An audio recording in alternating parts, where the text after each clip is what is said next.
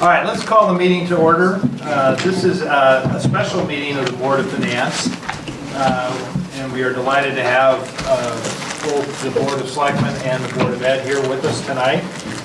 We do this annually as a way to get prepared for the budget season. We make ourselves sit across from each other, because we can throw things at each other. We're at a decided disadvantage because we have all of the nameplates. But that'll be good. Let's start with the Pledge of Allegiance. Pledge Allegiance to the flag of the United States of America and to the republic for which it stands, one nation, under God, indivisible, with liberty and justice for all. So just so we understand the format tonight, we're going to do the Tri-Board meeting first, and then we'll follow that with the actual Board of Finance meeting. Everyone is welcome to stay. Thank you. Huh? Thank you. Audience, I'm trying to control my excitement. which will be good. So I think we'll start with the presentation from the Board of Finance, and then I know we have some input from both the Board of Ed and the Board of Selectmen. Who's got the computer? Okay. So a lot of help from Amy. We really appreciate the process. Try not to repeat exactly what we said last year, but I think some of the things are topics that are perpetual. So as such, they belong on the slide. And one is that we have the pleasure and pain of living in a state which continues to have its own problems, which ultimately will impact us. Looking at the state's fiscal projections, they are projecting a small surplus this year, maybe not so small, 270 million, but a significant deficit for the fiscal 20 year. And that has to be resolved. We don't know what that means or how that will manifest itself, but we have to operate in the environment where things could come at us from the state at any time and in any format. There continues to be a significant underfunding of the teachers' retirement liability, which I think everyone knows is funded by the state, not by the town. Towns pay the teachers' salaries, but the actual pensions is a state line item. We certainly had shock sent through the whole state system when Governor Roy suggested that we should just push that down to the towns and they can clean this up. So it hasn't gone away. The question continues. As a result of the regime change, if you will, there has already been some talk about statewide car tax. Certainly tolls are all over the news. Now that's a revenue source for the state, but that is a burden for our taxpayers, which may or may not result in some sort of shift into how much people pay or are willing to pay for taxes. So they're talking about adding on to the state? I mean, we went from let's eliminate the state car tax to let's add on. Well, it's so the idea here would, I don't know all the details, but the idea would be that the state, they continue to float this as a revenue state source for the state, so they have the potential to just take it away from the towns, with or without some sort of compensation. But again, it's very premature. And then we'll have to see how the new administration and the new legislature looks at municipal aid formulas for ECS and others. All right? So as we think about the budget going forward, it's always against the backdrop of our primary revenue source, which is property tax. And that is the result of a simple mathematic equation, which is the mill rate that we establish against the amount of property, both real and personal, that's taxable. And so these are the projected grand list numbers for fiscal 19, 20, 21, and 22. The assessor has helped us with this. This is based on known projects that are in the ground or being built under permit. Right? So modest increases in the grant list, which surprises some people given the magnitude of some of the projects going on in town. But their impact on us will be felt more than 2 or 3 years. The town operated, so Amy and Maria have put together what they think are the forecast for expenditures at the town level. Obviously, the largest is salaries. Medical insurance continues to be an issue for us, as it is for all employers, private or public. So the forecast increased by Amy and Maria with input from their departments is 2.72%. All right. And the Board of Ed did a similar analysis for us, looking at salaries, benefits, liability, ins and outs, and are projecting 2.66%. All right. So we met as a board a couple of weeks ago, and after discussing and looking at all the aspects that we do relative to the mandate that we have as a Board of Finance to maintain our high credit rating, to control the mill rate so it's appropriately placed for the town, we are giving guidance, decided at that meeting to give guidance to a cap on operating expenses of 2.72% for the Board of Selectmen and 2% for the Board of Ed. All right. So using those percentage caps and the projected budgets and mill rates, the grant list changes, that would imply all things else being equal. There's still a lot of moving parts in this, especially things like debt service, etc.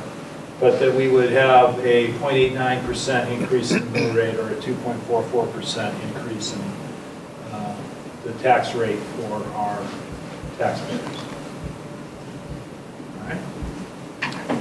The other big item that is going to be discussed and be a big part of our budgeting process this year is, as always, is the capital, how we spend it, how we finance it, what the growth line should be, and how we look at things like capital non-recurring.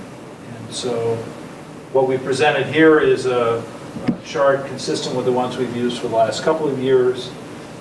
The green hash mark is basically cash for capital that we spend above and beyond bonded debt expense. Those are the gray and black. And then the color of the bonding is added in as the bonding is done. So the Henry James project, for instance, the dark blue comes in the fiscal year of 21 when we're anticipating bonding for that. I believe we agreed to 15-year bonding for that. So what the goal will be is to smooth that curve as we look at all of the capital projects we do and have to do going forward, try to get ahead of it with things we can pay cash for, and try to have a projected line that is below the 6.7% target line. One thing to remember when you look at that 6.7% target line is it's against the expenditure budget, which itself is expected to grow. So we have an apparent issue in 2024 and 2025, those years, but there are other ways that we can solve this, looking at I think that assumes 10-year bonding for the projects beyond the Henry James, as an example of how that curve could be further smoothed in the future. So things that we took into consideration that we need to also, as a Board of Finance and collectively think about is that we have a pension contribution requirement. That is based on assumptions that we make as to how much the pension funds that are invested will earn. Been a lot of discussion about this in the press and from our advisors that we have been assuming 7% return, that's too high, even though interest rates today are going up from where they have been over the last 4 or 5 years. Overall performance of these kind of investment funds has really not achieved 7% actual return. So there's a strong indication that from our advisors and from the pension and OPEB boards, advisory boards, that we want to move that assumption down to 6.5%. And so we will be discussing today and in the budgeting process whether we just rip the Band-Aid off and go there, whether we do it in a stepped manner, and what that means for the budgets that we're going to be presenting or working on over the next few months. All right. Same issue with OPEB, just different dollars involved. And then there's been discussion at our board and a recommendation by Maria and Amy that we take a hard look at how we do capital non-recurring, because we have traditionally done the 5-year forward average for capital items that fall into the capital non-recurring bucket. And that creates sort of an interesting situation where, because we buy about the same amount every year and then we amortize it over 5 years, if you were to take the payments we're making for 5 years ago, 4 years ago, 3 years ago, 2 years ago, and last year, it adds up to what we would have spent this year. So we've created an internal debt that might make sense to clean up because of certain things, opportunities we have in terms of fund balance, reserves at this point in time. There are several aspects to this that we're still considering, and as a board, we have not yet decided what we're going to do. Some of them are financial. It makes sense to clean up the balance sheet and make it easier to understand. But some of them are psychological, and one of the reasons it was happened before my time, when we went to this 5-year averaging was so that we wouldn't put off the purchase of a $100,000 truck just to make the budget, because delaying that $100,000 purchase would only save $20,000 in this year's operating budget. So it helped correct behavior that had resulted in a situation where we would decide to make this year's budget by not buying the truck. And we did that too many times till we needed to buy 5 trucks. And then that blows that one budget. But so we have adjusted the attitude or the behavior so that it works now. But it might, there are other ways to accomplish the same kind of thing, and we're working on changes. In fact, tonight we're going to be talking about changes to our capital and capital non-recurring policies as it relates to that. So I've already mentioned insurance, health insurance claims. We did, as a Board of Finance last year, take $1 million out of the general fund and put it in the internal service fund. This was intended to fortify that fund so that the year-to-year increases could be made with a little bit more cushion because there's more room. And in fact, I think we did have less severe increases last year. I wouldn't say more favorable increases because they were still very high. And that's it. That's the background for our guidance, and look forward to discussing further.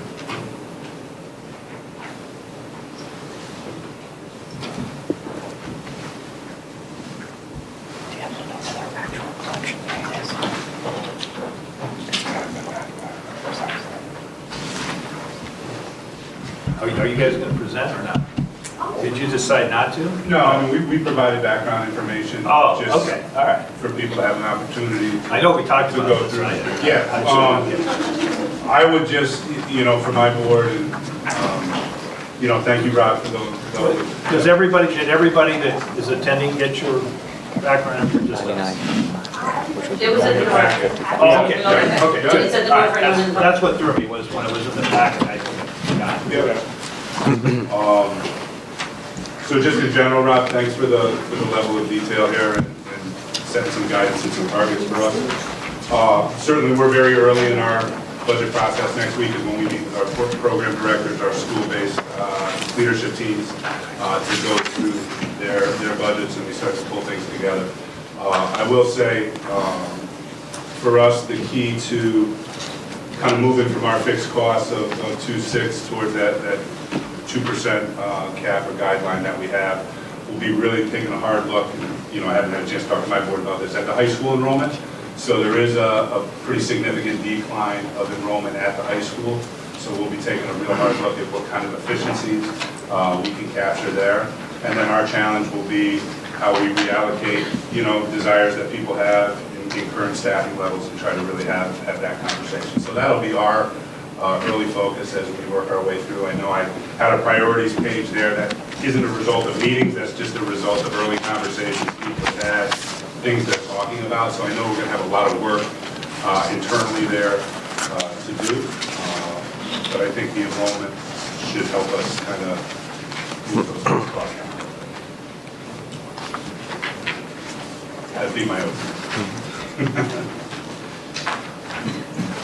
And I'll jump in. The background information that we provided for the town, the Board of Selectmen recently engaged in the goal setting process. That was the first time that they had done that.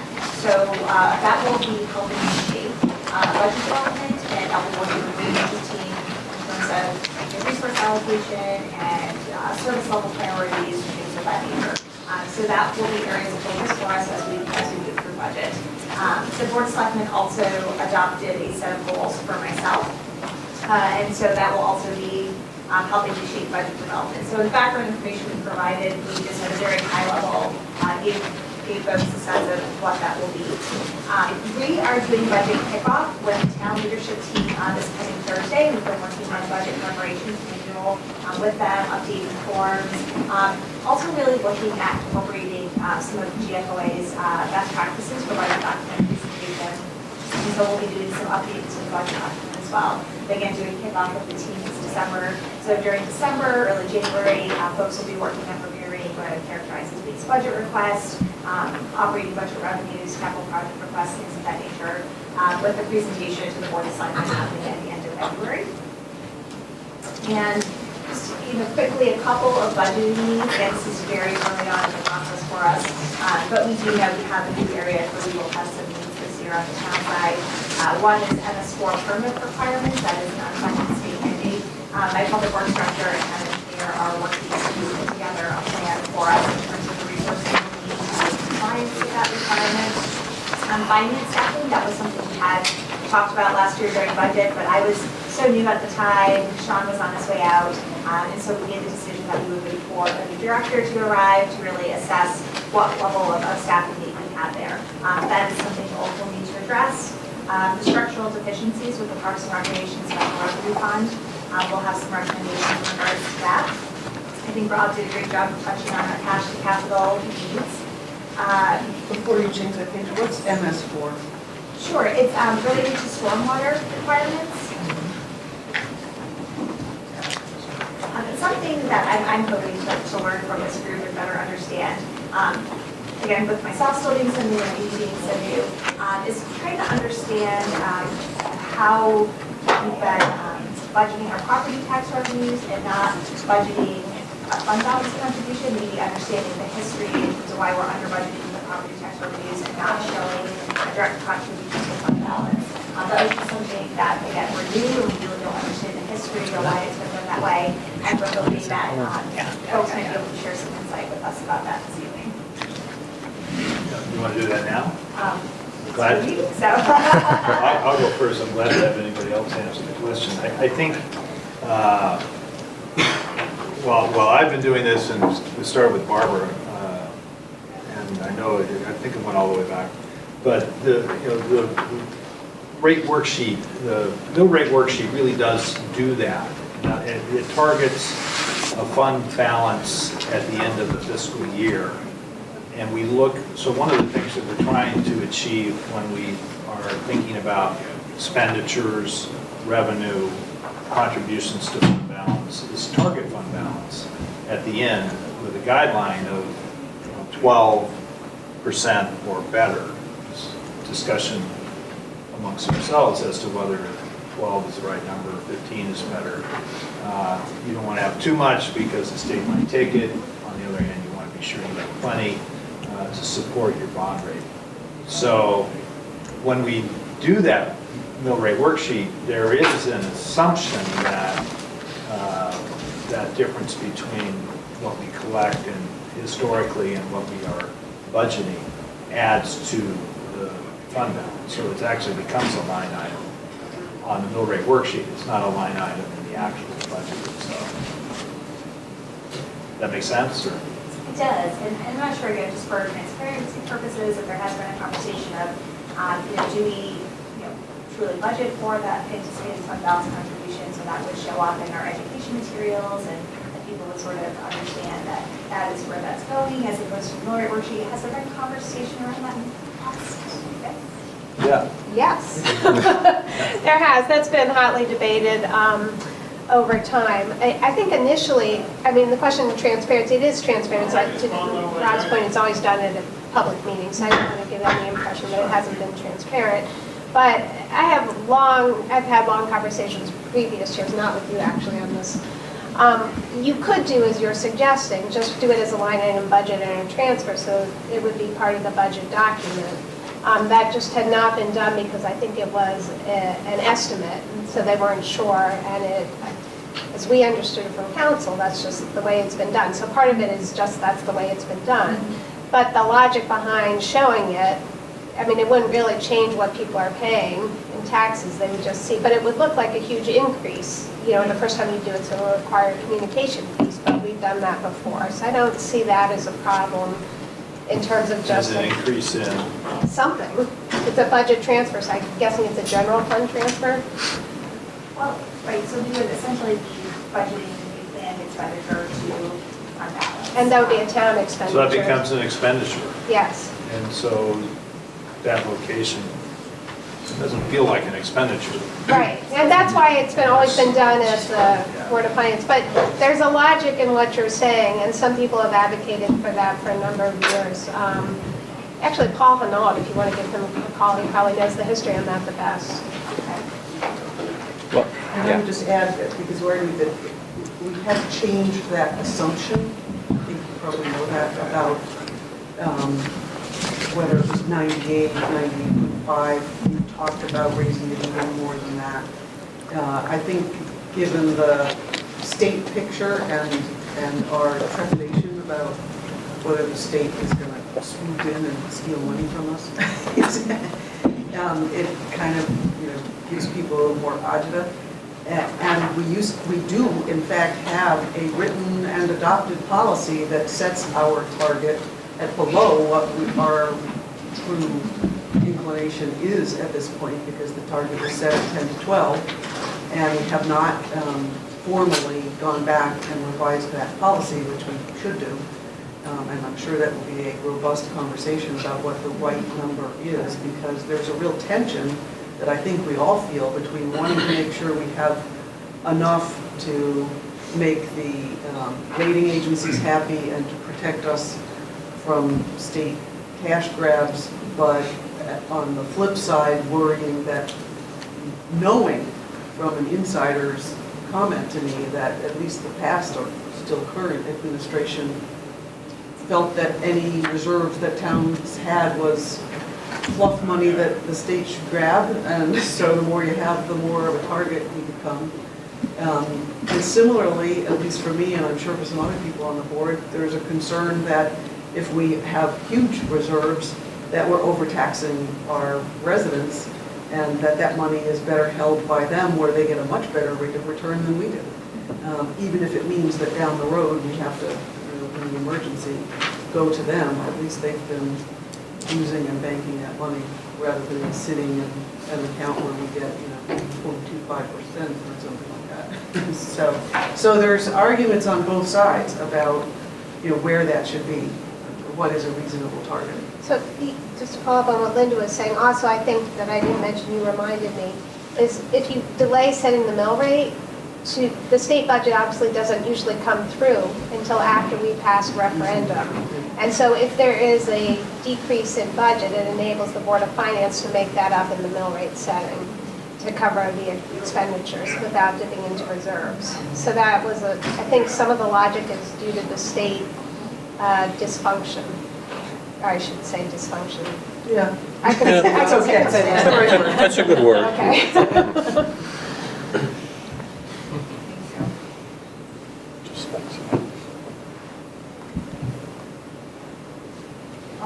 What other issues did you, still going on? Just, I had also noted and flagged the interest rate assumption for our pension plan as well as our OPEB plan. Again, it's recommended that we get down to 6.5%, but how aggressively we do that would certainly be something that we would want to get some policy guidance from you on.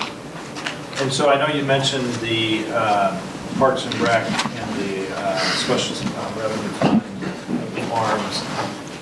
Just for the group, you're working on a strategy to address that issue so that the fund will operate at a break even, or so that whatever, not the Fifth time's the charm.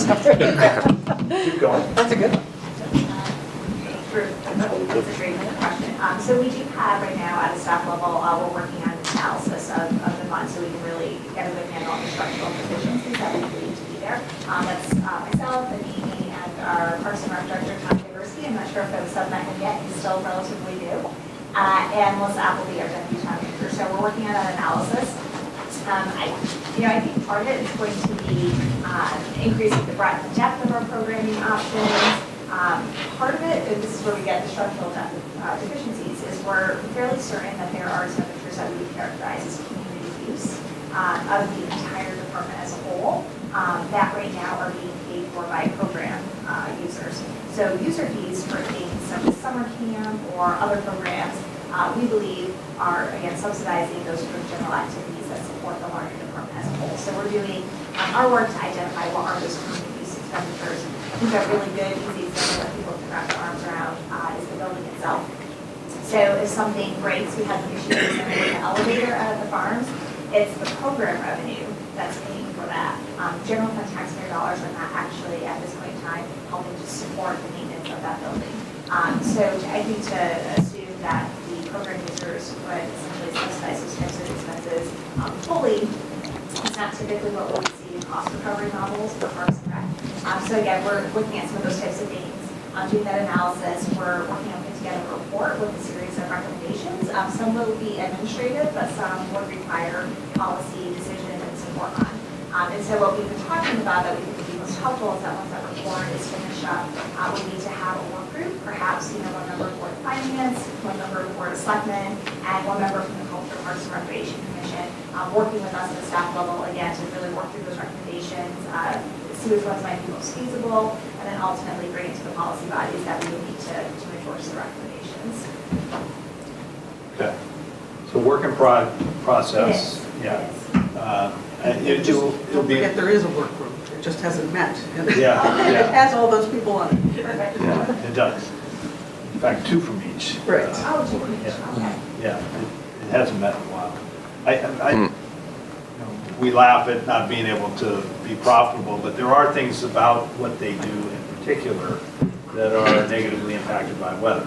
And so we're not going to have, but because we've set this up where the fund is separate, when you have a really bad revenue or weather environment for the revenue model that they have, it doesn't matter how you do it, it's going to come up short. So when we think about the ways to fix it, we should have a mechanism whereby we can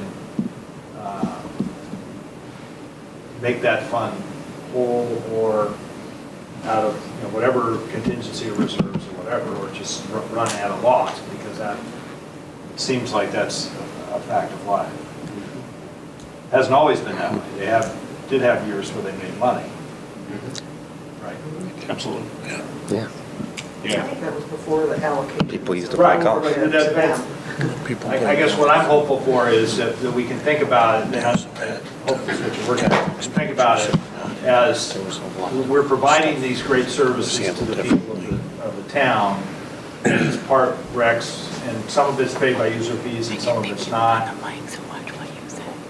What we, how do we do that in a way that we would benefit or be harmed, sort of without thinking about the geography of where the expenses are, or we spend a lot of time and energy on allocating costs from the town to the fund or back and forth. That doesn't seem to me to be as important as trying to get away, to be sure that we're charging the right amount for what we can charge for, and that we're operating it efficiently from a cost basis.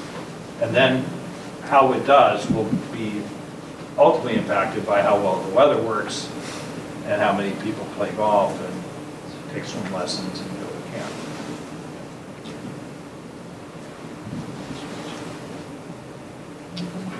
All right, anything else sort of fundamental and structural for you?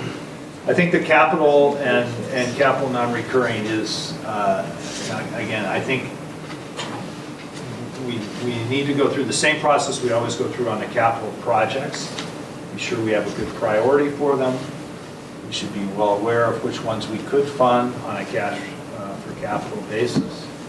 And then we need to work on the structural part of the policy about 5-year CNR or not, setting up a capital reserve fund in lieu of that, and then make sure we have the mechanisms right for both the Board of Ed and the town to handle that. But again, it's not, it shouldn't be a game changer on the overall amount of money we're spending, just what buckets we put it in. Hey Rob, on the capital front, I did provide an update as to where our board was with the facilities master I was going to plan. ask that next. Yep, so, Give us that, that'd be great. Yeah, we have our staff has a kickoff meeting next week. Actually, we've selected a contractor, Tecton. They really, the vendors were very good. Derek was involved with the process with us as well. And really, there's going to be 3 prongs to this study. I think that will be very valuable for our kind of long-term capital look moving forward. One is a real look at the current condition of the building. As the contractor explained to us, what's the real cost of doing business over the next 10 to 15 years if you have to get involved in a lot of capital upkeep, a lot of projects with some of our aging buildings. We're going to bring in, the second prong is a new demographer. We've used the same NESDEC company for many years to provide the annual projections. There's a new company, Malone & McBroom, who is involved with a lot of these type of larger scale projects in communities in Connecticut and the Northeast right now. They're a part of this that I think will be good for all of us that have been involved in analyzing these figures over the next couple of years, particularly with the build-outs that are going on right now, kind of the imbalance in town with where our enrollment might be shrinking at certain schools and expanding at other schools. And then the third is really taking a look at different grade level configurations, different more innovative ideas and things that we can look at in lieu of maybe current condition of buildings and what the demography tells us. So it's a pretty large scale project that I think will allow us to productively, all the boards together, get at some of these long-term efficiency conversations and questions that we've been having for many years. So really looking forward to getting involved in that work over the next year. So you laid out a timeline in the information you gave us, Yeah. Matt. So if they're going to be giving their reports sort of this time next year, will that impact then the following budget year, do you think? Or because there'll be a lot, there'll be operating expenditure Yeah. considerations, but also capital. So just trying to get a sense, when do you think this? It could. I think it's going to really be a look at what some of these, shorter terms or current state of the building capital needs are, with maybe what some of these other ideas are that they come forward with. I know one thing they're definitely going to look at again, and my board's aware, is the 6th grade at Henry James. So what would that do to, elementary configuration? But I know they're going to look at some other different grade level configurations as well. So if it were anything for that year, it would probably be a current capital need. Right. Because the last piece of this study, which would be the reconfiguration piece, would be the piece where we really have to we'd seek public input, we'd have to have different types of forums. The assessment of the current condition of the building and the demography, they can do pretty quick. They're going to come in over our kind of vacation holiday and really work through and take advantage of the fact that people won't be in the buildings to do that work. It'll be that third leg that'll take a little more time on people. So you're saying you are now going to look at putting 6th grade into the middle school? So the third part of this study, Linda, are different configurations and different ideas that this company, this kind of third party will come in and take a look at. That's one that we've specifically requested they take a look at. Others they'll bring to us in terms of different ideas. Can I ask a quick question? So each one of those potential plans that are put forth, right, they must carry different timelines as far as implementation. So I hate to beat the drum on the 6th grade, but that's just an easy one, just that should have been mentioned. But once a decision has been made, let's just say to take that path, then how long is the implementation of it? Because then that would actually have an effect on budgeting for multiple years. So how long is that potential product? I mean, I hate to throw a target date at it just because it would, whatever capital renovation might be needed. Are you talking about new construction somewhere, closing something else? I mean, there's so many variables, but be multi-year. Yeah, so it's 2 to 5. I mean, 2 to 5 is not outside of. Correct. Those are the types of, and I imagine some of the other considerations are shorter term. Right. Impacts, but Yeah. I think those are just things to be thinking about, considering, we're looking for economies here and savings, but ultimately it's when those come is a different Absolutely. Yeah. equation. I mean, I think there was news from Hamden, right? Yeah. Where they did a reconfiguration. And I think the superintendent put it best. I mean, she said, we have to look at it as an opportunity rather than a challenge, right? We have a limited amount of resources, so we have to be able to keep the programs at the high school, right? And redo reconfiguration. That's just my, I think they put it the best. Did you guys read the study at all? I didn't read the study. I saw the report. You read their webpage, just a one-page announcement. I thought it was great. And it came from the Board of Ed. I don't know the politics in Hampton, so I don't know how it really happened. It was Board of Ed was driving this process. I think they took on a private school, and they closed another school, and they're moving to 6th grade. And they're looking at the boundaries. They're doing all of those things that are necessary to make the school district more efficient. Yeah.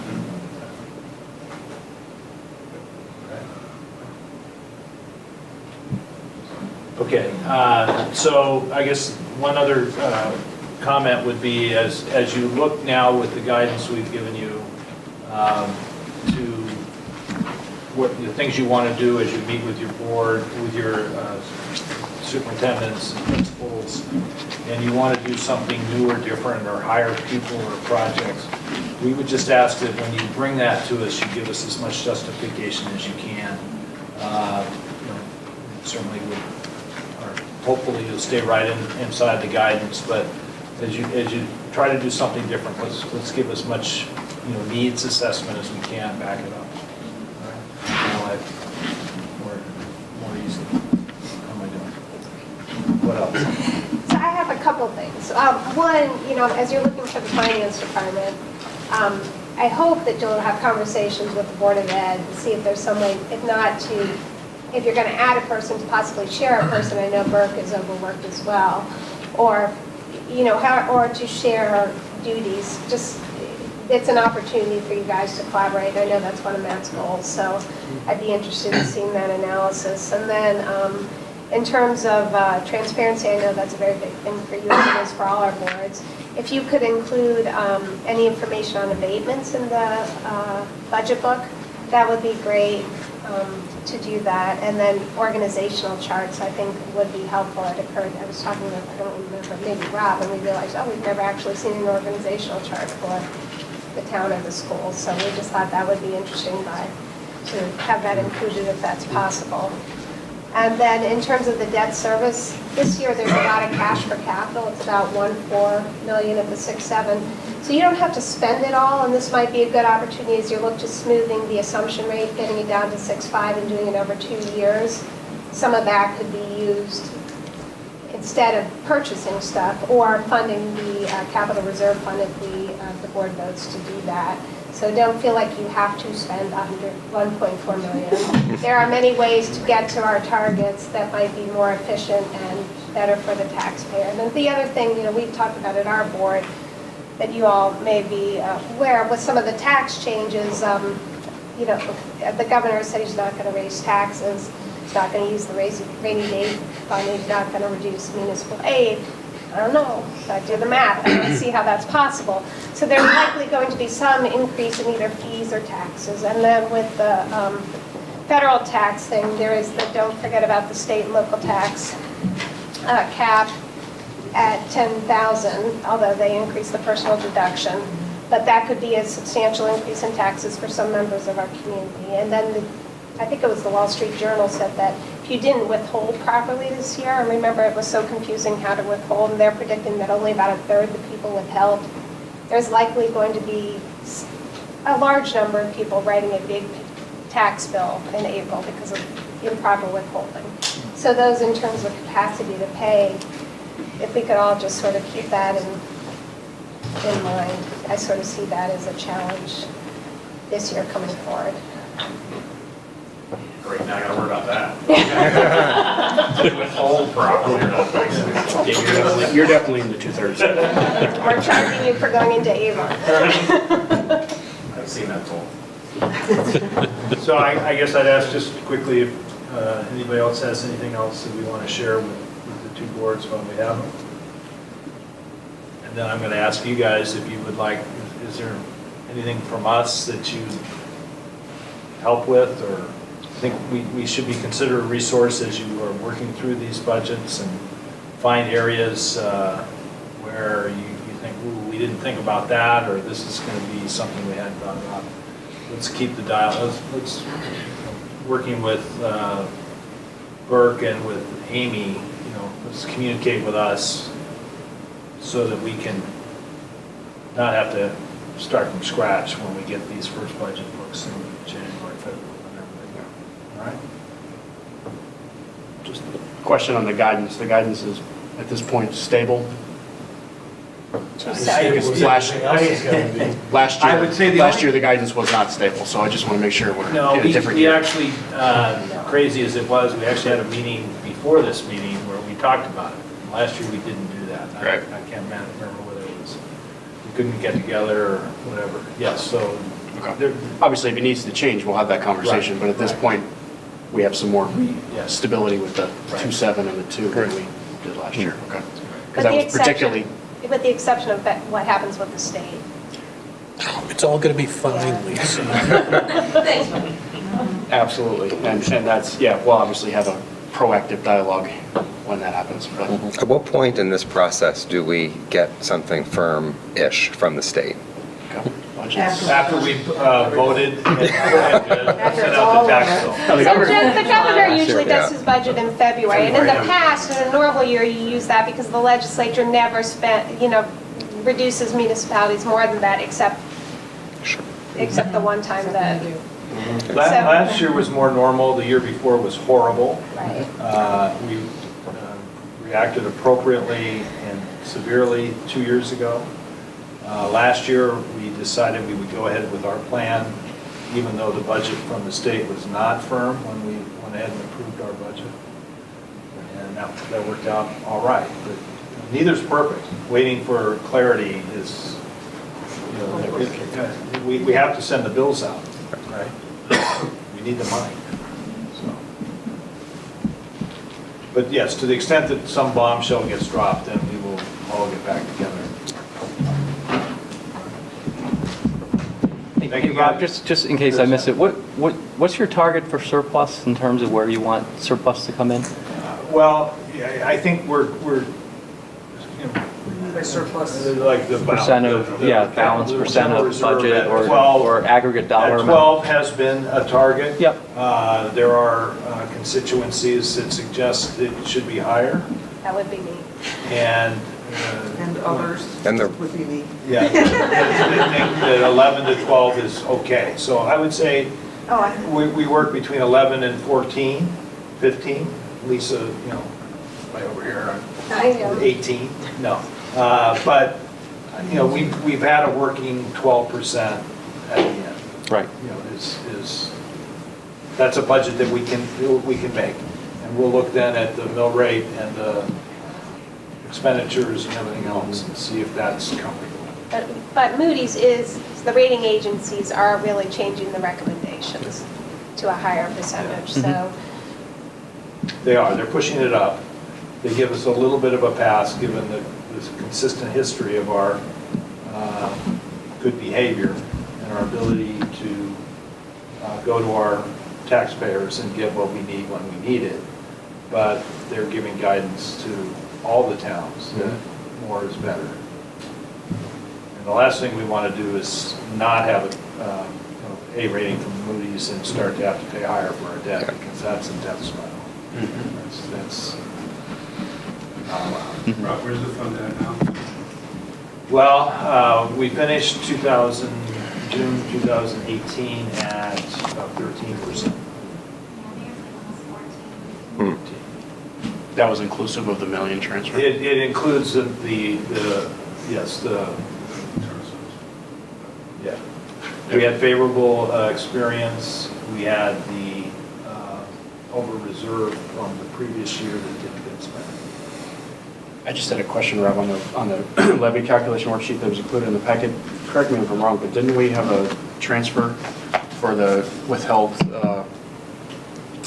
receipt or the impact of the Hartford as well? That got used the previous year. It wasn't last year as well? I thought you were filling in the second hole last year because you were using $1 million from... We took the whole $1.5 million. And then you used another $1 million, I thought, at the budget time. Yeah, but we didn't designate it, and that's part of the 14%. This is that transparency thing you were talking about. Right. We didn't have a line item to transfer $1 million to the reserve. But we set the tax mill rate so that there would be a $1 million reduction in the reserve. Right. So we're actually $1 million better now? No, the net 500 less is what Amy had said last time, because remember, we had used 1 million, not for the Hartford, but just because we had, of the 2.5 million that we had reserved because of the state chaos, that we didn't need to spend, so we presumed that we had the $1 million that we didn't need to tax for. So again, it's not a transfer because it's how you set the mill rate. But we did tax for it though, right? No, I thought we set the mill rate with that $1 million being transferred. We set the mill rate so We did. They we did. said, The million wasn't included in, like, it was included in the spreadsheet, but you didn't make it part of the mill rate calculation. That was strictly from reserves. Just want to make sure.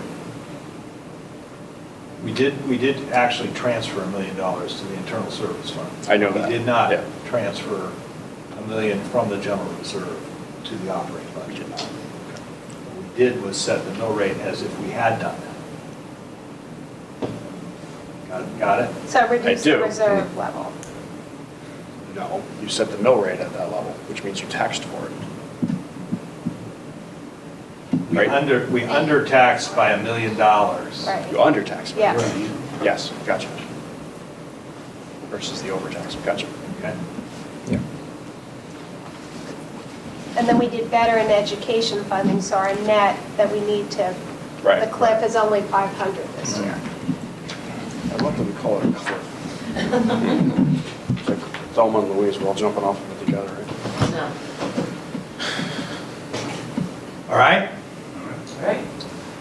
So we look forward to good weather on the meeting days when we're scheduled to have these presentations. That's also screwed us up a couple of times. So hopefully leave us enough time to look at it or enough time to talk about it.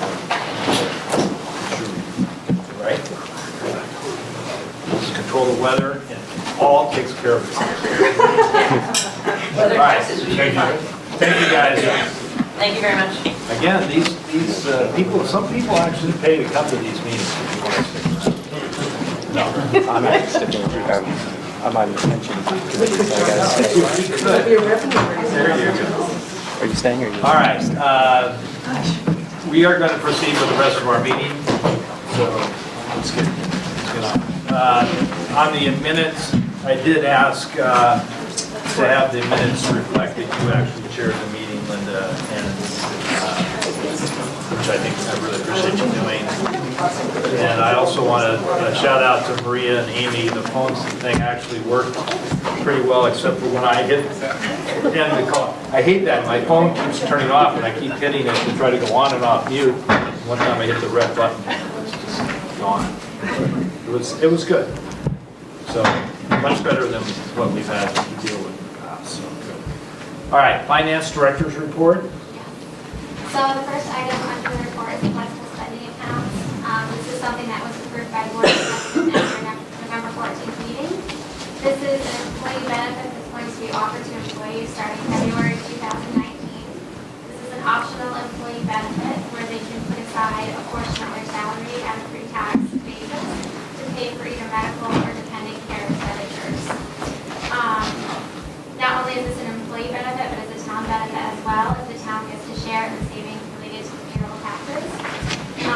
Based on the assumptions included in the report of the 20 participants, there's a total cost of $1,300, which the town will be picking up. But even net of those costs, we're expecting the towns to show a savings of about $1,000. You think everybody will do it?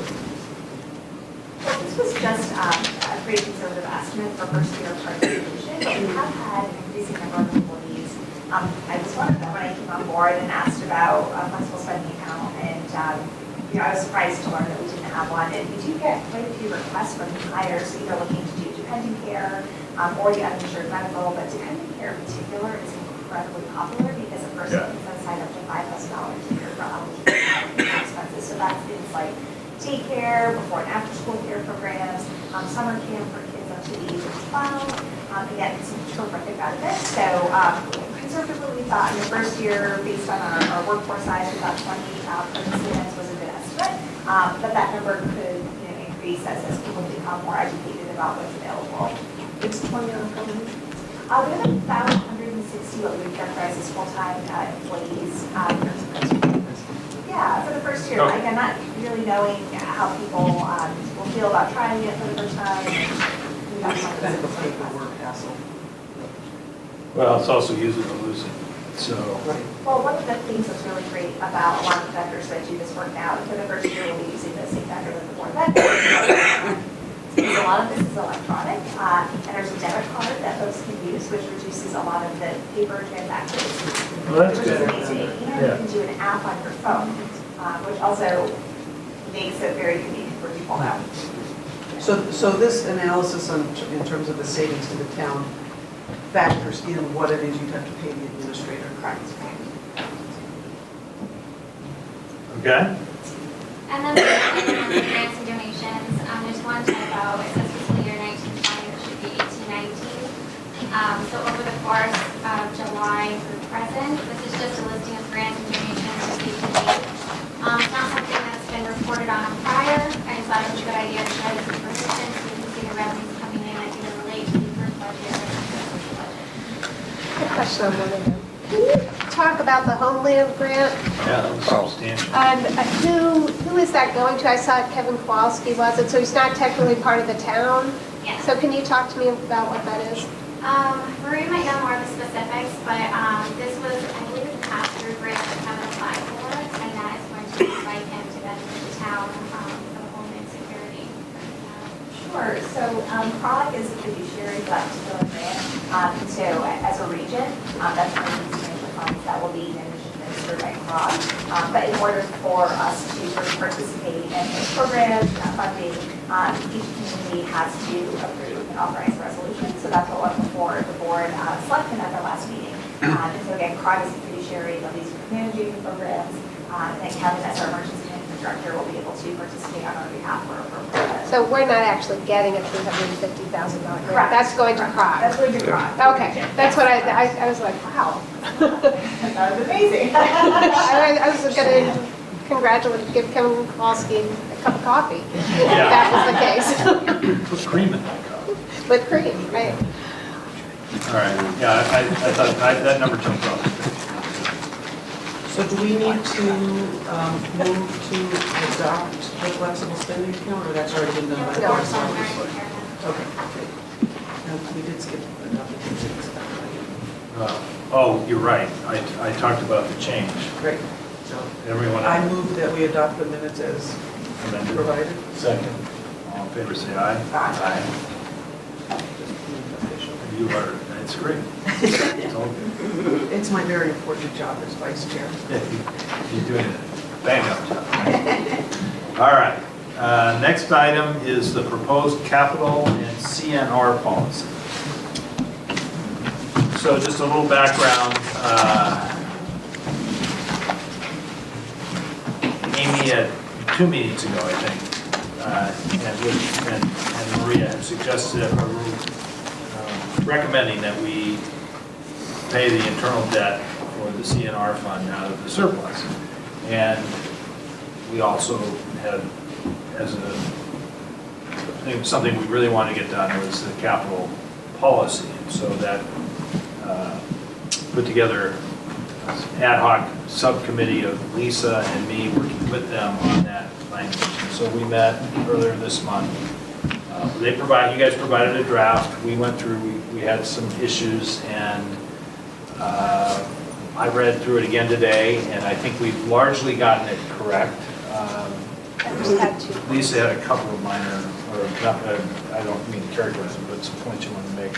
Yeah, so first of all, thank you. I thought that was a very helpful process to go through, and I think it's important so that you guys know this isn't really changing how much you spend on capital, but where we park the money and when we park the money, where we park it, other than paying off the CNR debt if we so choose to do that. But a couple of things in there. You'll notice that there is a target level of capital money to pay for capital expenses plus $200,000. They're recommending $200,000 in contingency amount. I think when Rob and I met, we had talked about $30,000 to $60,000, but could be flexible with a $200,000 amount if it was spent with prior Board of Finance approval, because it's a contingency, it's not budgeted for a known expense. And that's similar to what we had done with the Board of Education and their non-lapsing fund. Before they could spend that contingency amount, they had to get prior Board of Finance approval. So I put that out there to the board for discussion on whether we want to treat the two boards equally. To me, that makes some sense. I do want to point out, there's always a contingency for emergency capital. It's called the general reserve, and the way you access that contingency is you go to the Board of Selectmen, then the Board of Finance. This would be a slight change by putting a $200,000, or this board wants to go lower, a lower contingency, and then just Board of Finance approval, similar to what we did with the Board of Education and the non-lapsing fund. So they didn't have to go to their board, although they did. I'm sure Maria will bring it to you as a courtesy, just to let you know. Just in context, I can only remember a handful of times that we've actually had to come back and do this. I'm in favor of, $200,000 with that proviso. I think on the size of our, $90 million budget, the size of the plant that we have, when something bad happens, it could be $30,000, $40,000, $50,000 for a roof. But I do think it should come back to us to approve the actual expenditure. And that's for emergency, so something that breaks, or an insurance claim, or it's not a new program or a new spend, unless if there's an emergency, in which case you probably want to come to them first and then us. And any surplus would roll over from year to year. Yeah, If it I doesn't mean, get used. correct. It stay. That's why you have the fund, and then you could build up cash for capital, especially if we saw in the out years where there isn't going to be any cash. That's a good way to build up that capital. But to be we are recommending that it's only $200,000 in contingency there. So if it grows up too big, this board has the ability to move it to a different fund if we so choose, or we can keep it, or over time we can evaluate it. And the second thing in the recommendation, it talks about bonding of big capital projects for a period not to exceed the useful life of the asset, big or small. Generally, this board in the past has had a policy of preferring 10-year bonding. So that isn't actually listed here, so we could just add that, with a preference towards 10-year bonding to be consistent if that's still the policy of this board, or 10-year bonding or a period which does not exceed the useful life of the asset. So that does permit like a 15-year bonding for the schools that we did. Yeah, but I had written in that it wouldn't exceed 10 years unless it was specifically approved, so like Same. Henry James. Same. Yeah. And those were the two major ones I had. And I just wanted to thank Amy and Maria for sitting with us because I think they now know that I ask a lot of questions. Rob's known it for some time, but they patiently answered all my It questions. was a good session. Yeah, no, it was It's good. always so much easier to work off of somebody else's first draft, because it really focused what we were trying to do. So I guess I'd ask the board, members here, this is recommending that we stop the 5-year averaging of CNR. And are we comfortable doing that? So that requires an expenditure, right? That's $1 million transfer to pay it off? Well, It's more than $1 million, I think it was almost like 2.5. I don't think we had enough to cover fiscal year 19, so there's still that to pay off in the future. you could probably phase in, I thought about this the other day, you could phase it in by taking 3 or 4 years to do it, saying, but that's essentially the same thing that we're doing now. It would just take us 4 years to get off of it, off this. So the only question is there an alternate, better use of the taxpayers' money than doing this? And so that's the only thing we haven't fully evaluated. I mean, we're going to reduce. It's a fund this. transfer, though. I mean, it's really what it is. It's taking a reserve from one place out and putting it somewhere else, right? So is it a net fund transfer or is it an actual use of reserve to do this? Might be an actual use of reserve. Right, so it's a general fund reduction to do this. Or reduction of balance. Fund balance, yeah. We also eliminated debt, though, so the net balance sheet looks the same. And then you have the cash to invest, as opposed to the cash that's already been spent that we're catching up to pay. So it's a net is what you're saying. Walk me through that. Yeah, so right now, we have a fund balance of, let's call it $10 million. Right. And we have 4 years liability to pay for the stuff we paid cash for, using Amy's phrase, internal debt of $4 million. All right? That's money that we owe ourselves. Yeah. All right? So what Amy's proposing is we wipe out the $4 million debt and reduce the fund balance from 10 to 6. And then we add back the 4 million we don't owe. We're as healthy today as we were yesterday. So does it It's make, balance sheet manipulation. We're not reducing our fund balance. but are we in? We're reducing our general fund balance. We are, so that 2.5 million that was reserved for possible state cuts, we weren't planning on having that. So that's just making use of those funds, we have to be paying off our internal debt, if you will. And that means in the out years, there's a little more room There's a lot more. in the operating budgets because you don't have that internal debt to pay. Not as far as the operating budget, but part of the capital transfers. Because the No, operating budget's because obviously. in the out years, we now have to pay the full amount of the things we buy under that policy every Right, year. you just have that more discretion. to 20%. cut If you wanted to cut or increase, if you wanted to increase, whereas if you're paying back for 5 years, there's always that certain amount of, say, 400,000 that you always have to give each year for something that you already bought. But does it mean that in this first year, though, that we have this extra, or taking it out of No, there's reserves? no extra. There's no Extra payment? No. No. This is really just a balance sheet entry. You're basically taking money from savings to pay the credit card, Exactly. right? Right, but it is coming out of savings. Right, how does it affect the town budget? Yeah, except the guy that holds the credit card is you. Correct. So it's not the same. I don't think it is the same.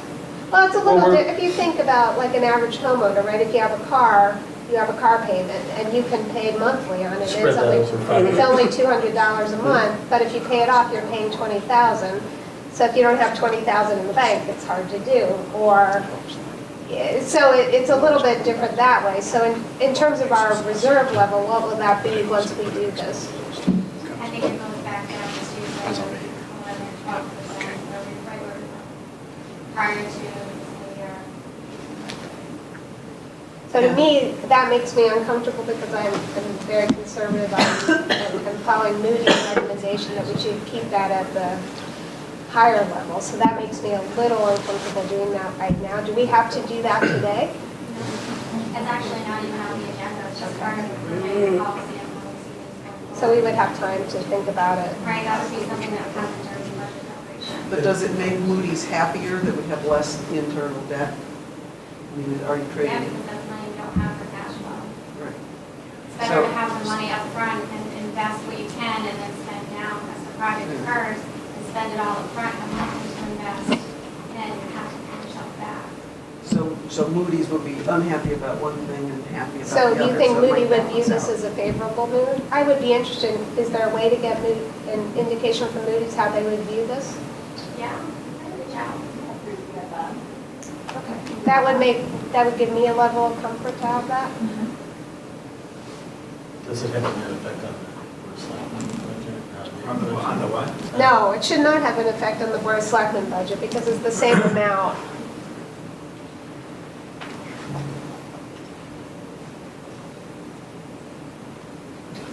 I have a few questions. But they, We're done with that? I guess, but going forward, if they came for a truck, right, then they'd have to. Yeah, so run a truck that's why I out. tried to say this has two aspects of it. Right. We're going to change the way we think about it, back to the way that it was before. So you have to be as disciplined Cash for the truck. Now, the other thing though is that the capital, this capital planning and financing policy statement includes establishment of a reserve, which in essence could be used the same way, which is to build up, instead of paying for things that we bought 3, 4, and 5 years ago, what you might want to do then in these years is put a little money aside for future so that you can always have money to buy the things you need. So I know that, for instance, instead of borrowing for the car, you save $2,000 a year for Right. 10 years and then you buy the car. Do you know anybody that does that? We pay cash for cars. But in section 5, under the capital and non-recurring policy, it talks about that we're going, at least as I was reading it, I thought, oh, well, you're still going to be doing fleet purchases, buses and police cars through this kind of, am I misreading that? Yes. I am No, misreading. you're not No, you're misreading it. You're correct. But the full $100,000 expenditure will be part of this year's Okay. CNR budget. So to address the concern that was the genesis of the Right. 5-year lag thing, is there a policy we should put in place that basically establishes expected practice in terms of replacement of major things like buses and police cars and such, so that, if there's a deviation from that on the low side, like, oh, we're not going to do a bus this year or a police car this year, that actually has to be approved by both boards? I mean, as a way to prevent people from deferring appropriate replacement? If that was the real genesis of this coming up, what are we putting in place to make sure that we don't go back to that bad practice that you were trying to avoid? So when we talked about this, the first point I tried to make, and I think we all agreed, was that there are two really important words in this policy. One is capital, so they have to actually be capital. And we've defined what capital is. Right. All right? And the second thing is has to be non-recurring. Recurring, All right. right? And I think because But you've said that the exception to that is the fleets. So police cars and buses are certainly recurring, but they would go into this fund. So that's why I'm asking. Right. Is, dollar value, right? right, so, Typically, most fleet purchases are going to be under $100,000. Occasionally, you might get, very large, say, public works, $2 truck that, launch our first investment, more than that. But most of our fleet needs are going to be around 100,000 or less, which, under the proposed policy, that would go under the CNR fund. Right, and I get that. So the question is, how do we make sure we don't have the problem that led to the genesis of the CNR fund in the first place? One of the things that Sean had started, and I think it ran into some trouble, and I know Amy and Maria are doing, is a capital assessment of our needs. Like, how do we do it, and then a replacement schedule. And that system had started, I think the system they used initially, they didn't like. So I don't know what the progress is. I know it's on your list of things to do, but once you have that, you can then see the schedule. You can do an Excel spreadsheet of when things are due, and if we aren't funding them, it will be transparent and open. You can go, uh-oh, if we delay this next year, we're going to have to fund 17 trucks in year 3, or something like that. So once you have that in place, I don't know the status of that analysis or where you are with that. And that's exactly what I'm suggesting, is that you have a schedule and that deviation from that schedule, which would not probably come from you, but from political pressure to make the budget look good, because that's what came from in the past. I think we need to have some defense against that pressure. Sure, and that was something we talked quite a bit about at the work group level with Lisa and Rob. Just to be very candid, we don't have, at this point in time, a good handle on what we characterize as our baseline capital needs. So we are working on that, and right now we have a very good number on paving. That's a very, I would almost say scientific number. We've got that down to say it's about 1.3 million to maintain. We currently have a sidewalk assessment that's underway that we're wrapping up, as well as our bike ped master plan. So those two documents are going to help us have a really good number. So on an annual basis, again, just to maintain our sidewalks, just to maintain our bike paths, we'll have a really good dollar figure that we should be budgeting on an annual basis for those needs. We have funds budgeted for our facilities study RFQ on the town, for the town. So that will help us with our buildings. But again, that's a number we don't have a good handle on. So we'll have a better understanding once that is completed in terms of baseline needs for things such as carpeting, painting, roofs, things of that nature. And then we'll also need to refine our fleet number, because we don't have a new number for that. Tom Taberski has prepared a preliminary set of parks and rec needs for us, so that includes things such as playscapes, which are actually very subject to replace, playscapes, parks maintenance. The open space and parks master plan that we're currently working on will also help us to refine that. So we're going to be taking all of these studies and assessments that we've been working on to be able to get to that baseline number that you were talking about. And a number of those studies will also provide us with life cycle replacement and things of that nature. So we're getting there, but we're not quite there yet. But the other thing, we had talked about the subcommittee, I don't know if you were able to get information, but I know the police department has a fleet replacement fund, which is special revenue fund, which is not actually for patrol cars, but for their administrative cars. And we had left that as open. How does that fit in with the new fund here? Is that going to be transferred? Does that stay in a separate fund because they're federal dollars, or what type of dollars are funding it? So I didn't know if you had that answer yet. Right, and so what we've talked about is for the capital budgeting process, you'll see information a little differently for the 1920 budget. So a capital project is a capital project. It doesn't really matter which fund the revenue source is coming from. So let's say we're making a capital purchase with funds from Town Aid Road, or a capital purchase from Grant Fund, or Special Revenue Fund. It's still a capital project, and you should be seeing that as part of the budgeting process. And during budget kickoff, the department heads on Thursday, we're going to be going through this. Our new capital project request form specifically asks for the revenue source. So again, if somebody's planning to make a purchase, I'll just say out of Town Aid Road, that will show up as part of the capital budget. So hopefully these need a correction for that moving forward. That's great. Quick little questions. So section 4, the capital fund policy, capital projects fund policy, that's, you're creating a new fund? So, yeah. Yeah, so it's not a new fund. Right now, I think we have 76 capital project funds. So we're kind of looking to. So it's a collapsing of 76? Yes. So we're That's a looking- good idea. We're looking to create one capital project fund with the multiple projects in one fund. And there may be some exceptions we can't do if we get a federal grant. We talked about those might need to be segregated, but those can be evaluated as they come up. So, off the top of my head, what I'm remembering is we had talked about policy in the past that when there was a capital, each little capital fund for each little project, that if the money wasn't spent within a period of time, I think it was 2 years, that, that you just couldn't stay there in perpetuity. And I'm, still trying to clean that up.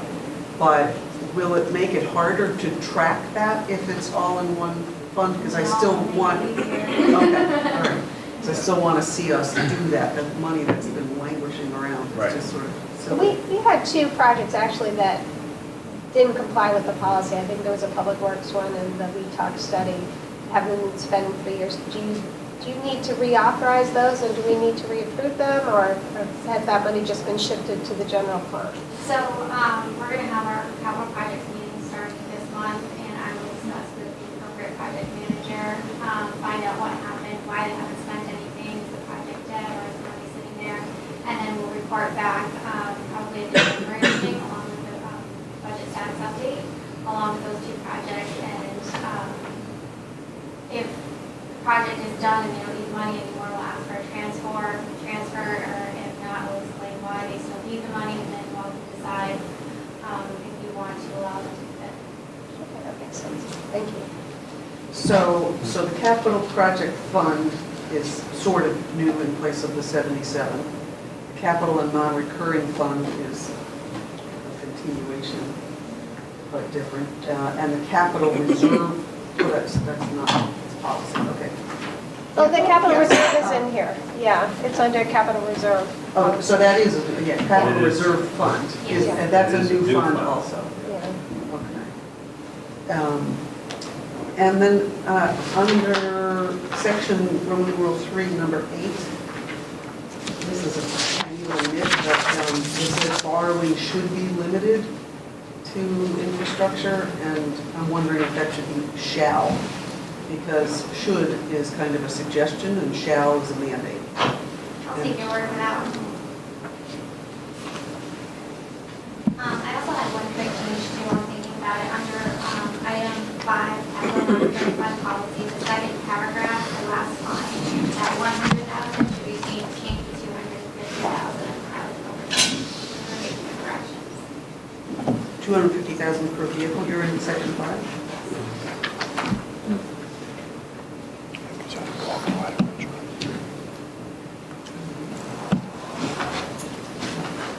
And so my last question is about, there, and I didn't have a chance to do my handy dandy little notebook, but, there is an existing policy on debt, there is an existing policy on CNR. Is this replacing those policies, or in addition to, The or? CNR policy was actually used to help recreate this policy and as well as the West Hartford capital policy, GFOA, et cetera. So that one will be replaced, that policy will be replaced by this policy. As far as the debt policy, that one still stands alone and that will actually be the next policy that we would have to revise. So that is in accordance with this policy. So is there anything that, because I haven't had a chance to look, anything that was in the old CNR policy that's been sort of left out? Because this seems shorter than what I remember the old Just the CNR 5 years policy. you have. So when we take action on this, we need to both terminate the old CNR policy and adopt this. Fair enough. All right, so, Mr. Chairman, can I make a comment on the history, yeah. if you don't mind? So the history, this was put in place, the 5-year plan, for exactly Linda's concern. And it was all 3 boards subject to political pressure, not just the Board of Selectmen or the Board of Education, it was also the Board of Finance. Correct, yeah. It was a way to insulate and keep all boards honest that we had to spend this money. And again, a wing plow truck at $130,000 was low-hanging fruit for some Board of Finance members or some Board of Selectmen members. And again, we started to get behind on our capital projects. So your guidance of maybe not the projects, but the funds of the Board of Finance commits to whatever funds on an annual basis. And again, that can be amended, but I think there's some wisdom to doing that because it keeps us within the guidelines and it keeps your board within the guidelines of, we recognize that we have to spend this. And for those of us that aren't going to be here in 2, 3, 5 years, that needs to be memorialized somehow because this looks like a tempting place for folks that don't necessarily have the history to come in and say, well, just got 20%. It's an easy place. We're spending too much on capital and not an appreciation for the history, or we have to buy school buses every year, right? Or we have to buy police cars. So we just ask you to, I'm not advocating that we keep the 5-year, but just as you formulate this policy. It's Yeah. not just for those of us today that are voting on it, but in 5 years when we try to figure out what this board did. Yes, I actually spoke with Paul Hinault and Peter, your dad, on this. They gave me the history, and that is true. And that is a concern, it's a valid concern when although the three boards are in agreement today, we'll maybe a different board in And 5 people years. just forget because They they're do. not on, they don't have the history. I believe it was born out of the school buses because the Board of It Ed was was coming born in out of the school every 3 or 4 years and hitting the Board of Finance with a huge number for buses, and it wasn't their fault. They needed to buy the buses, but it was disruptive from a budget standpoint. So I think maybe once you do get your inventory sort of organized, that maybe you can come back to us with an amendment to this, to put in something that addresses our concern. Right, so Marie and I were just chatting, and we could actually put in a minimum to account for all of those items that come to fruition. Like talking about the paving, and the sidewalks, and the trails, and the ice skates and all that. So once we have that number, we can amend the policy to say that at a minimum, this amount needs to be included every year to account for maintenance of infrastructure and ongoing improvements that go on. But that minimum will change over time. Do you want to put in the number? I mean, I don't know that that's necessary, but to have the schedule, I mean, I think once you have the schedule, I think that's helpful because you can see where you're falling off, although my hesitancy and when I went to check with Moody's was for just the reason that Sean raised. It was a protection to all three boards. I think if you have a schedule, that's great, but then if the boards change, how do you know it's still being reviewed? And the schedule changes. Because sometimes the plow lasts 2 years longer, or sometimes it creps out 2 years before, Right. you know, it's not a perfect So schedule. one of the criticisms initially was that we were turning police cars over every 3 years and paying for them for 5. So that's the flip side of it. That's fair. So- Yep, that's fair. So if we're not going to do the, if we're going to go back to the 5, you know, if we decide not to pay off the debt or go to, you know, no depreciation, if you will, or no amortization, then that would require, I think, a more detailed look at the actual time that we would do that. We sell So, them free. so as a point of order for our board, this is obviously still in the discussion stage. And we certainly should get feedback from Derek and Laura on this. But I think we should try to get something that we can present to the Board of Finance for approval so that we have a policy that And with the 2 changes, that would be great. all right, great. Progress. All right, next up is the proposed 2019 meeting dates. These were amended to move from a couple of Thursday meetings. Amy, anything else? Yeah, so what's the change from the last time we did this? The Thursdays have been eliminated. Somebody Oh, good. somebody didn't like Thursdays. Yeah, that was me. I couldn't find this sheet from last month for some reason. So it's the things in bold, all right. So I think that's good. And I think, I guess we would need a motion then to adopt this. So moved. Second? All in favor, say aye. Aye. So that's- Okay, so the next one, I'm going to take a mea culpa here because I was to have, I think I volunteered to propose some change in language and I didn't do it. So let's table this until I do that or somebody else does it for me. But it is shocking, no, you completely anticipated that. But what we fundamentally need to do, it's not just simply taking out the subcommittee and putting it down. It needs to be thoughtful, that's why I have to think about it. But I will do that, all right? Next is pension and OPEB plan assumptions.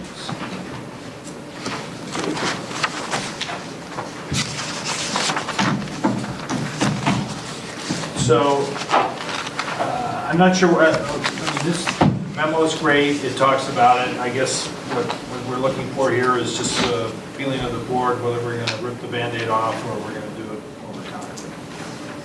And what would your recommendation be? Ouch. No? Ouch. I would go with Mandy, just do it. Well, I would like to ask the board of selectmen, the board that's not here, but what's the impact on them in this budget year? And does it make your life much harder for the 1 year and easier in the future? But what's your preference? And- Well, I don't think we would include that as part of the 2 Yeah, I think we- 2.7. That would be an extraordinary, that would be a Board of Finance decision, not, we wouldn't hold that against their budget. Right. This is almost like taking, Comes out somewhere. Well, it comes out of the reserves. Yeah. It comes out of the general reserve. Okay, all right. That's the order of Well, magnitude. then I feel better, because I was like, the big impact on those guys over there. And that's why I said to Maria, to think about the cash for capital. You can smooth it if you don't use all the cash for capital. That would help smooth the process. So there's sort of three options. One is leave it alone. That's probably not acceptable. Go all the way to 6.5, starting with this upcoming budget year, which bears just, it's a, think of it as that 340,000. Is that what it is? For the Board of Selectmen. Is out of the reserves to, for the taxes, basically. Or to do it 675 this year and 650 thereafter.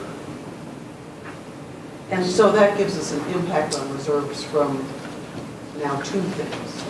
One is the change in CNR, and the Right. other is this one. So Right. does that create an issue for people like Lisa? It does for me, which is why I'm a little hesitant to go with the CNR so quickly, especially without the Moody's recommendation. To me, it's more important that we get the right pension assumption right than to fix the CNR that we've had for 30 years. I mean, yeah, it needs to be fixed, but the pension assumption rate. Yeah, I tend to agree with Lisa that I think of the 2 of these, this is the more important to do. I think it needs to be done. And will we be raising it back up to 7% in some future year, because now interest rates are finally going up? Or I know it's a lagging 25 years, but Kevin's the prognosticator Yeah, here. so I think the historical average of the S&P is 9%. So if it's in a diversified portfolio for pensions, the 6.5 is probably about the right number. Because you do want pensions to be a little bit more conservative than you might do as an individual investor, because we're a public trust. Would the total net effect to reserves would be? For both? That would be the 340. It's just a one-time adjustment. From the 176, about 500. 76, but those are just for the pension plan. Right. So if you wanted to include OPEB, it's another 30,000, for the town, it's 37,000. So it's just under $400,000. and the police. But that only solves it for 1 year, and next year it would have to go in the operating budget. So if you use reserves now. That's true. So we still have to, we have to put it in the budget somewhere. Well, it'll go in the budget this year, we just won't count it against you, it won't affect the mill rate. But next year it would. Next year Yeah, and the year after that. So it depends on how you want to feather it in. right. Because ripping the Band-Aid off means it goes in our budget and we tax for it. Or, You can tax for half of it, and you could do it the similar way. Yeah. So that's a discussion we can have over time. Right. And if we don't use, that's why the cash for capital gives you some flexibility. If you don't use that, then you're still keeping that number steady, but not spending on capital, you're spending on the assumption. Also, I don't know if you noticed, but Hellman created like a sample just for the general government pension plan. It's a long-range forecast, alternative interest rate scenarios. And it basically gives you 3 different scenarios of how you, 2 different scenarios of how you can get to a 6.5. So it starts at the 7%, and it goes down to 6.75, and then 6.5, or there's a more gradual option to see if you will.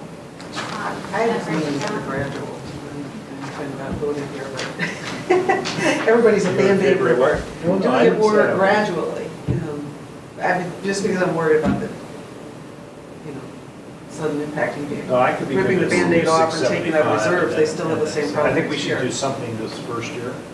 In other words, not do 675 and 6.5, but I would be, I could be talking to 675 and then 6.5, 2 successive years. Do we want to wait for more and Derek? Do we need to do this There's tonight? no action. And so what's the, I hear some concern on Sean's part, what are the rest of you guys think?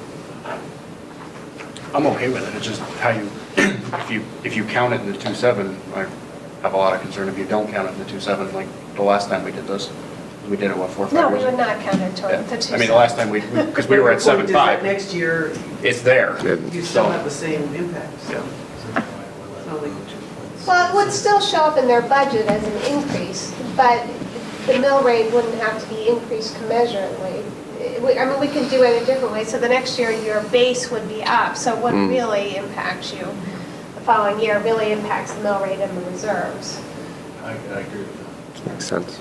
Chris and I both sit on the retirement subcommittee, and I think, I don't want to speak for you, Chris, but I think we both saw the necessity of beginning this process, because it really makes no sense to leave it at 7, and all the other towns have begun this The process state is also. at 6.9. Yeah, so, I mean, there's no reason for us to be That's ahead. a real meaningful number. So, I think it's something that's due now. I mean, I think we have to start somewhere. Yeah. And I think at the committee, we had a discussion about, the gradual decline, but. Right. Well, that's the question. I don't think there's anybody just saying, let's not do it at all. Yeah. It's a question. I think the Better 6.8, than the or- 6.8 was a little too gradual, I think. I think 6.75 would be the right one for the first year, but. Okay, so we won't take action tonight. We'll hope for higher, have input back from Derek and Laura. When do we have to make this? Just when we do it as part of the budget process, really, isn't it? You don't have to, I mean, we can give you the budget scenarios, the different numbers, so it's just You're giving looking for direction guidance from on. us of how to prepare your budget. Right, like you want us to stay at 7, you want us to go to Well, I'd be comfortable saying as of this meeting that you should, as you do your first draft of the budget, do 675 and 650. All right, and then we'll further discuss before we take any formal action. All right? Okay, the next item is a proposed tax abatement for the property across the street with Metro Leasing. I put this on the agenda because there were, I had several questions about it, and I guess I want to go back.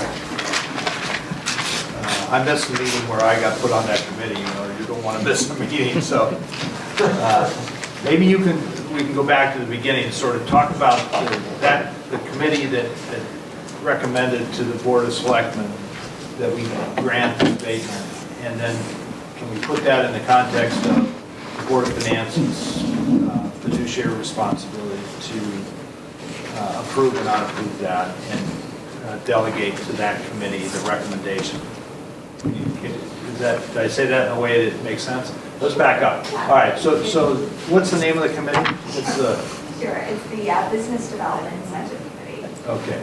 That's why, when that came before us, none of us who were actually on the tax abatement committee had a clue that that was Is it- actually the same thing. Is it the It's same thing renamed. as the Yes. tax abatement Yeah. committee? So Okay. business development, we were like, oh, okay, that's some economic development thing. It never sunk into any of us that it was the tax abatement committee that Derek and Lisa and I were already on.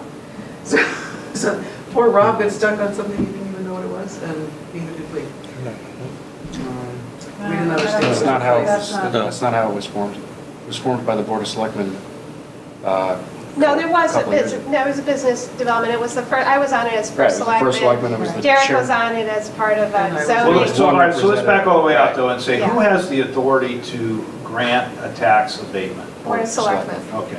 And what's the Board of Finance's role None. at all in that process? Well, So the- you- the so you chairman's could give on it- the committee. You could give a $20 million abatement, and of course, I'm being No, there's facetious. statutes. There's state There's a statutes that govern policy what we and a can and can't do. statute. So what does the state statute limit to in the way of tax abatement? Sure, so we can do an abatement up to a 10-year period under the state statute. But it might be helpful just to back up. But there's no dollar limit. I don't think so. I don't believe so. I think think it's just the 10-year. So you could Yes. give a They could theoretically. tax abatement, and Yes. we'd have nothing to do with recognizing that that's reducing the revenue on which we base your budget. I mean, that's my concern. Your is that- chairman's on the. Well, let Maria just give us a back. We didn't create the statute, the state did. Yeah. All right, time out. Yeah, that's what we are already thinking. So, we had an existing business development incentive policy, which is essentially the abatement. People can also request fee waivers, they can request reimbursement for certain infrastructure improvements. So there was an existing committee structure, but with the change in the form of government, I did not feel comfortable as the CEO being a voting member of that particular group. So this summer, we brought the policy back to the Board of Selectmen. There was a minor change to the composition, so now one of the board members sits as a voting member on the committee instead of the chief executive officer. I have participation rights with that group, but I'm not a voting member. But the other 4 positions remain the same. So it's one member from the Board of Finance, one member from the Zoning Commission, one member from the EPC, and one member that's a community member at large.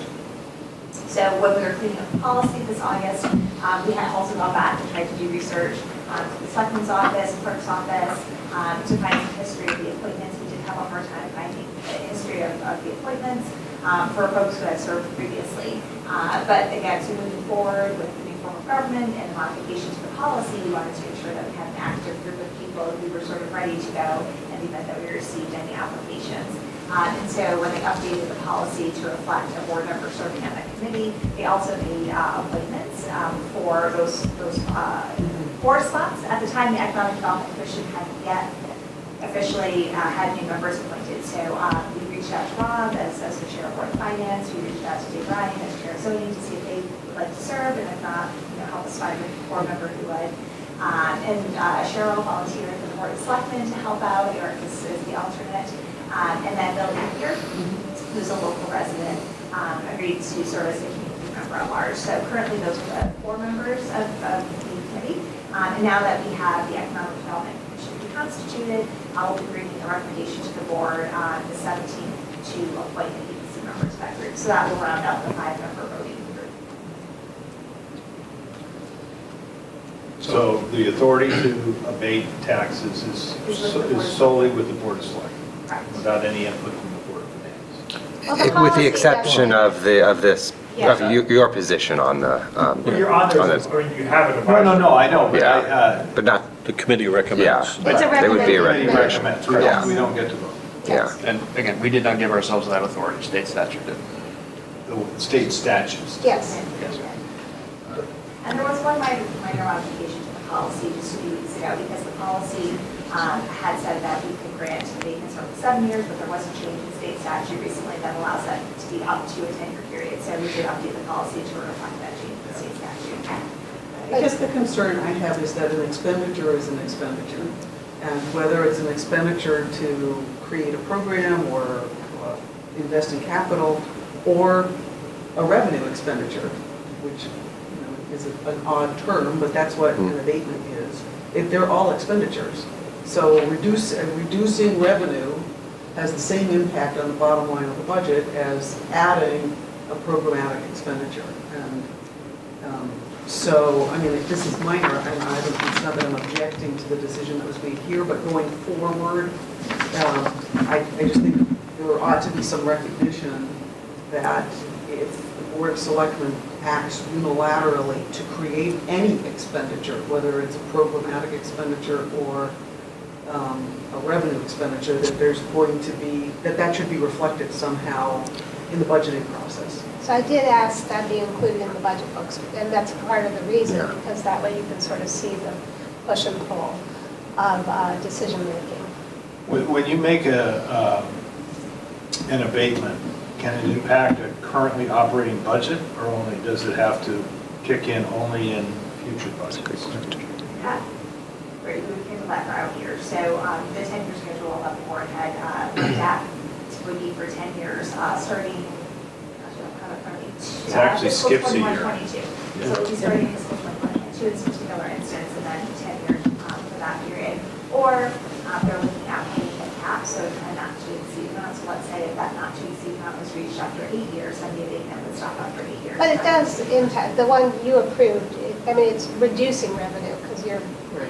it's not, Not in this current year, though. not in this current, but in future years, it because is. it's a known expense that you're now Hmm. abating. You're not just giving the abatement for the added revenue. Yeah. You're abating the Which is full what amount. we did for that property on the prior Yeah. abatement, was that, the marginal increase in taxes from the increase in value of the property was what got abated. So it's not a abated, foregoing not of abated. future, it's actually a reduction of current revenue. Okay, so I'm trying to focus on the process. So, no, it's good, it's all good, but you know, the power rests with the Board of Selectmen It to does. do this by statute. By statute. We have an input to it through one designated Board of Finance position. And so, as a Board of Finance, do we want each of these to be reviewed here before I go make our recommendation and listen to the case? I think if we can do that in a way that fits with the timeline that Right. needs to be met on the other thing, that would certainly be appropriate. It would be nice for you to go in as representative of the Board of Finance, knowing what the Board of Finance thinks about it. Well, yeah, I don't, I would say yes. I made my judgment based on the input I was given at the meeting, Yeah. before and after the meeting. Right.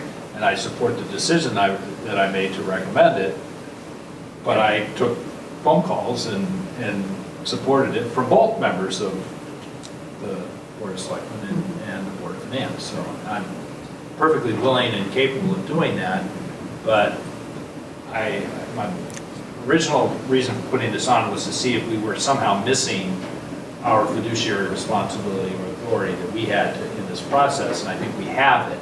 It's just a question of how comfortable everyone is, and that's one step that's missing, which is you don't get to see this until after it's done.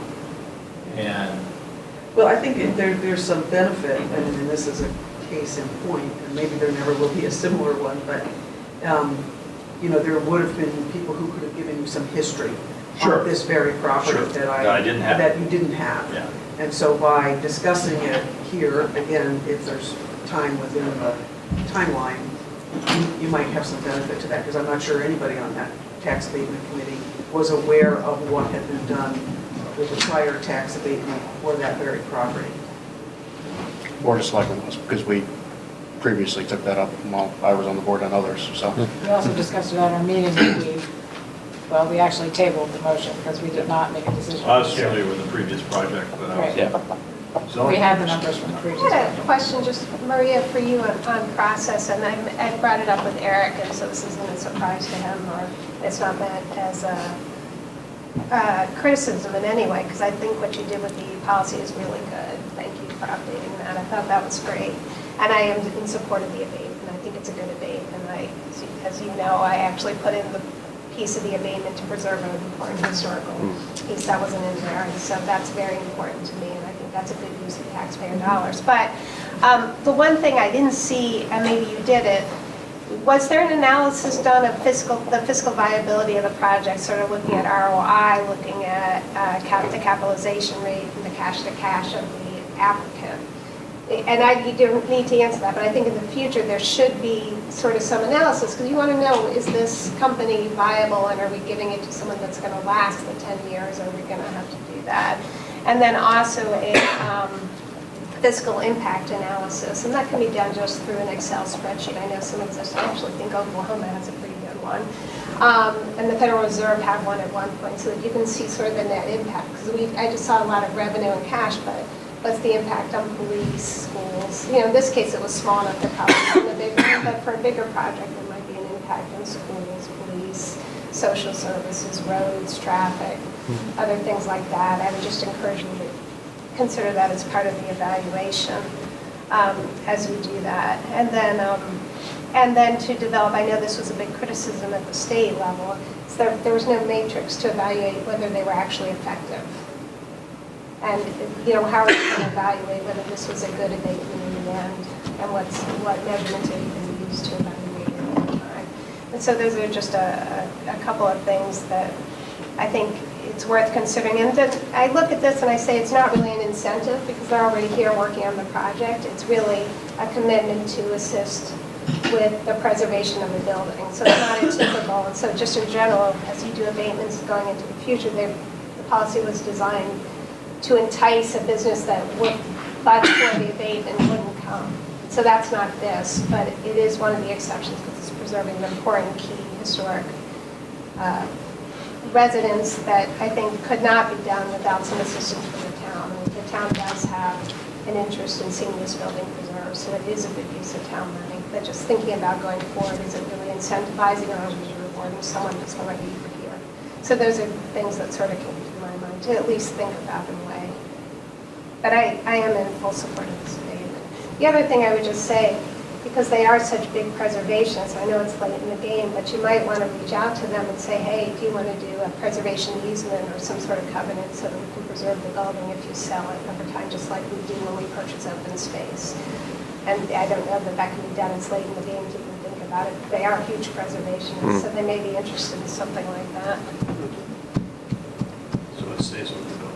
Yeah, so it stays with the building on the sale so that we preserve the asset over time, and the abatement really is a benefit to the community, if they're willing. I know it's very late to negotiate that at this point, but because they are such huge preservationists. But I think it's a good point, because otherwise, if a few years or 10 years from now, they've gotten all this abatement, they've got a huge increase in value of the building, they turn around and sell it, and somebody decides to knock it down and put up something else. There are It's like, some what are they spending preservation, that money there for? are some protections, but council had, at the time we had looked at it initially, recommended that we try and get those protections a little bit more extensive. And they may be 100% okay with it. I mean, that's kind of what they care about.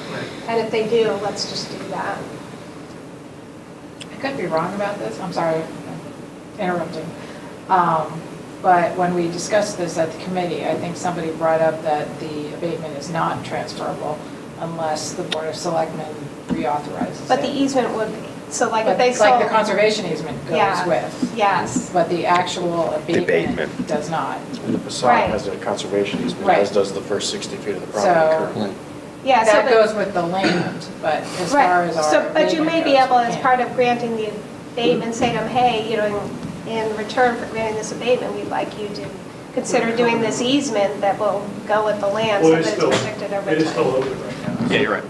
We have a new trick, we go. Well, I don't The wanna- town manager and as we used to say, the first selectwoman can negotiate the final deals of the contract. Well, so I don't, We gotta pull a little trick I in our don't bag want to stymie this. I think it's a very, even without You're right. that, it's a good use of town money. But if it's late in the game to put that in there, so I wouldn't want that to be the stumbling block in granting it. But it's just something to have a Also, the State discussion. Historic Society is involved in this one too. Yeah, so- With credits and Ship everything, so I'm sure they have some restrictions that go along with that. Precisely. So, but it's just, something to think about. And it should not be something that's prevents it this late in the game. I know you guys are inclined to do it, and I am in support of that. My only question is, do we have no authority, do we have an authority to put a cap on abatements? Again, the selectmen could decide to do that as part of what we ultimately negotiate with. The committee could recommend that as part of the recommendations. Right, I meant from a global An aggregate. perspective, right, so, the town selectmen could debate X amount of dollars per year. It's not purchasing A grant. per project, just say overall, we'll have 2 million of outflow, not the. Correct. Yeah. Yes, that's correct. If I'm understanding correctly, you all would have the authority to set that. That's what I'm asking, yeah. I'll check with Bob. I don't know. Well, but if you don't, you may have the authority to say, well, whatever gets approved I mean, gets No, done. look, from it there. We could pay for it by the time. That's precisely And raises right. the taxes. Yes. I mean, I mean, that's It's just, going to get hit at, it's going to get paid. Can I just clarify, this might be a special exception, but sometimes there are abatements that aren't included, don't assume that the project still happens. It's not a guarantee that the grand list grows. Sometimes the abatement is the only reason the grand list grows. So yes, we get less money, but it's still more money than the zero if had the project not happened. Exactly. So Correct, yeah. that's why I believe it's Right. treated differently. I agree this might be different, but if we were going to do an abatement for a different property, Right. and the only way that deal was going to Right. happen was as a result of an abatement, Yep, we didn't technically cost the town tax dollars, because of the that's deal even- we brought I think the that's town. even the case here with the exception of the $28,000 that Yeah, they will absolutely. not pay for the first 2 years. Correct. But we don't know because we didn't do the fiscal impact Well, analysis. it's a Now, I think 50%. you're right because we can do it in It's not our heads, 100%. that the fiscal impact analysis is I don't positive. think But we that's why you necessarily want to do a said fiscal 100%. impact analysis so that you can say, yes, we're going to get more. Because generally with apartments, for every dollar you spend in an apartment, it costs you $1.15. So that's generally not a good use of abatement. To preserve an important historic Right, yeah, building. so what's the name of the committee again?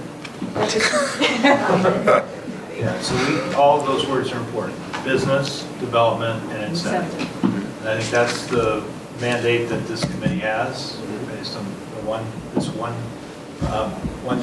hour meeting that we've had. But I think we will take that seriously with all of these things, the net benefit to the town. All things considered will be positive. The good news is these don't come up very often. Yeah, we're not getting. No, this is very We're not good. having secret meeting. It's not like, yeah.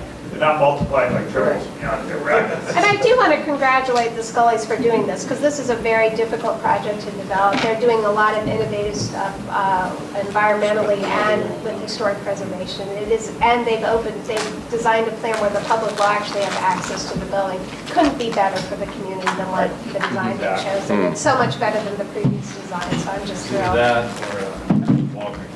Right. Well, No, it really is a wonderful kidding. project. And what's the next thing we need to do? I move to adjourn. All in favor? The only time.